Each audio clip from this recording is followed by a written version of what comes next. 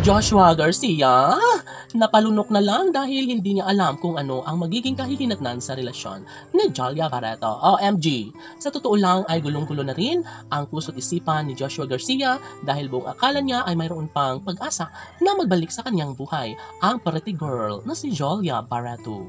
Hoy, Gigel, of course! Ito ang isa sa matagal nang ninanais at pangarap ng lahat na sana'y hindi nakakayanin pang talikuran ni Joshua ang matamis na pagmamahal niya kay Jolia Barreto. Siyempre, isa lamang ang ninanais ng taong bayan. Yun ay ang maikasal lamang si Jolia Barreto sa gwapong aktor na si Joshua Garcia. Sana'y magkaroon ng malaking pagbabago tungo sa pagkakabalikan sa mga relasyon ni Joshua at Jolia dahil sila umano ang nararapat para sa isa't isa.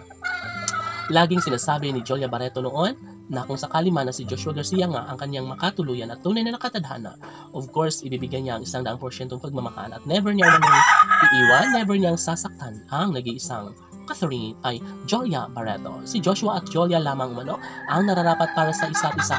Kaya kahit ano pa ang paninira na gawin ng mga bashers laban sa Joshua Love Team, ay hindi umano nila makakayanang wasakin na lang ang relasyong tunay ni Joshua at Jolia. Of course, sila umano ang mayroong pagmamahal na inaabangan ng taong bayan. Sila lamang umano ang tunay na magkakatuluyan at magsasama hanggang sa pagtanda.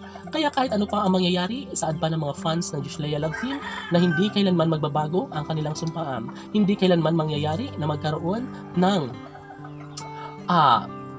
kalungkutan sa kanilang mga puso, lalong-lalo na at deserve ni Jolia Barreto na magtagumpay sa ngalan ng pagmamahal niya kay Joshua Garcia.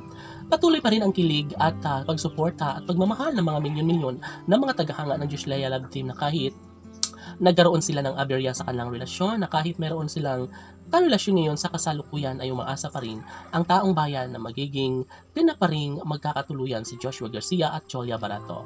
OMG, wala nang iba pang mas nababagay pa sa pagmamahal ng nag-iisang Jolia Barreto, kundi ang gwapong aktor na si Joshua Garcia lamang.